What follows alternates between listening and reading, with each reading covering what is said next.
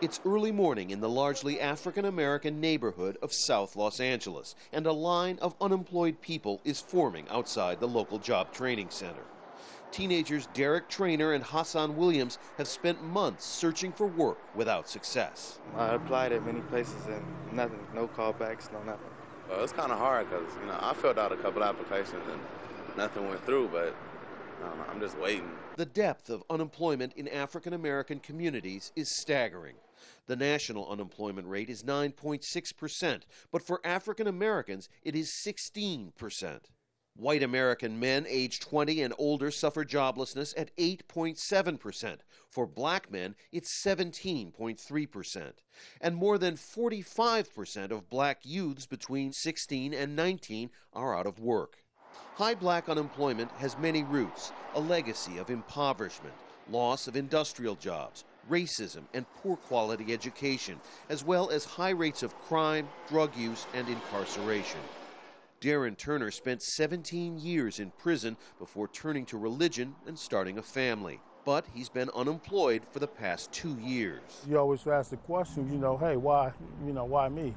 Why I'm not working? I'm a man, I want to be a provider for my family as well. Sherrard Moore, a father of 3, has been searching for work for more than a year. He says he can't afford to get discouraged. My everyday struggle is a hustle. The real men, real black African men, we ain't out here quitting. We out here trying to fight what's right. That's what we out here trying to do, man. Trying to keep it going. Rob Reynolds, Al Jazeera, Los Angeles. Well, for more on how the jobs crisis is having an impact on African Americans, I'm joined by Algernon Austin. He's director of the program on race, ethnicity, and the economy at the Economic Policy Institute in Washington. I mean, is this simply just the inevitable result of structural racism in the United States, though? That's certainly a factor. I mean, when researchers send out employers with the same, testers to employers with the same qualifications, presenting the information in the same way, they find that white applicants are much more likely to... But, not just structural racism in that sense, but also in the sense of how African Americans... the legacy of a history of racism in the society, basically. Well, that's also a factor in that, blacks we still live in a society with significant residential segregation, and the jobs are closer to where whites are than to where blacks are. And our schools are still separate and unequal, so that's a factor. But there's also the fact of employer discrimination coming into play too. So should the emphasis be there on helping all of those suffering in this economic downturn, and then the African American community will do a little bit better within a structurally racist society, or should there be a concerted effort to address that structural racism once and for all?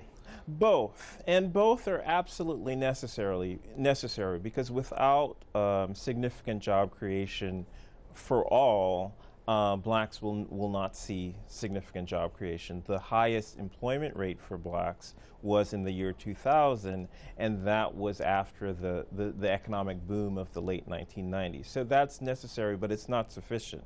Whites achieve full employment in the society, but blacks are still going to be twice as likely to be unemployed. So we need both broad job creation and targeted job creation. And given this administration, its critics argue, aren't even focusing on the broad issue of job creation, what hope is there then for the targeted job creation and the other issues for the African American community?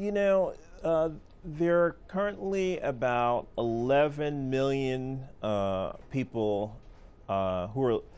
We need 11 million jobs to get us back to where we were before the recession started. So there are about 11 million unemployed people, and we need those voices to be heard more and to be matter more, and for those people to speak up more to force elected officials to change. Dr. Austin, thank you. Thank you.